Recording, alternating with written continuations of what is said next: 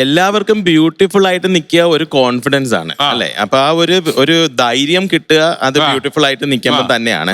അതിപ്പോ ഏത് സ്കിൻ ടോണിലുള്ള കുട്ടികളാണെങ്കിലും അവർക്ക് അവരുടെ സ്കിന്നിൽ തന്നെ ഒരു വിശ്വാസം ഉള്ളപ്പോഴാണ് അവർക്ക് ആ ഒരു ധൈര്യം വരിക. അപ്പം കൂടുതൽ ശ്രദ്ധിക്കുന്നത് സ്കിൻ ടോൺ ആണോ?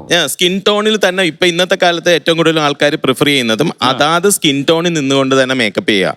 അപ്പൊ അവർക്കൊരു ഒരു ഭയങ്കര ഒരു കാണുമ്പോൾ അയ്യേ ഇന്ന് ഈ കുട്ടിയെ വിത്തൗട്ട് മേക്കപ്പിൽ എങ്ങനെ നമ്മൾ ബ്യൂട്ടി എൻഹാൻസ് ചെയ്യുന്നതാണ്. ഇപ്പൊ നമ്മൾ ഇവിടെ തന്നെ ഈ ഒരു കോമ്പറ്റീഷനിൽ ഞാനായിരുന്നു അവരുടെയൊക്കെ മേക്കപ്പ് ചെയ്തിരുന്നത്.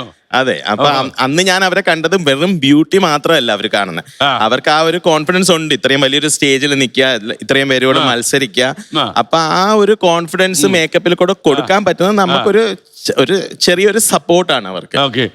ഇപ്പൊ താങ്കളുടെ ഒരു മേക്കപ്പ് ആർട്ടിസ്റ്റ് എന്നുള്ള നിലയിൽ താങ്കൾ ശ്രദ്ധിക്കുന്നത് ഈ പുറംമേനിയിലാണോ? എന്താണ് ഒരു കോൺഫിഡൻസ് വരുത്തുന്നു? അത് അവരുടെയും കൂടെ പ്രശ്നമാണ്. പുറമേനി മാത്രമല്ല സർ. ഇപ്പൊ നമ്മളിപ്പോ ഭക്ഷണം കഴിക്കുന്നത് വിശപ്പ് മാറ്റാൻ വേണ്ടി മാത്രമല്ലല്ലോ. നല്ലൊരു പാത്രത്തിൽ നന്നായിട്ട് അത് സെർവ് ചെയ്യുമ്പോൾ നമുക്ക് അത് കഴിക്കുമ്പോൾ ഒരു സന്തോഷമാണ്. അതുപോലെ തന്നെയാണ് നമ്മുടെ മേക്കപ്പ് വെറും നമ്മുടെ ബോഡിക്ക് കിട്ടുന്ന ഒരു എൻഹാൻസിങ് ഉണ്ടല്ലോ, ഒരു ധൈര്യം. നേരത്തെ പറഞ്ഞ ഓറ. അപ്പൊ ആ ഒരു ഓറ നമുക്ക് ഒന്നും കൂടെ ഒന്ന് ഇംപ്രൂവ് ചെയ്യാൻ മേക്കപ്പ് സഹായിക്കും.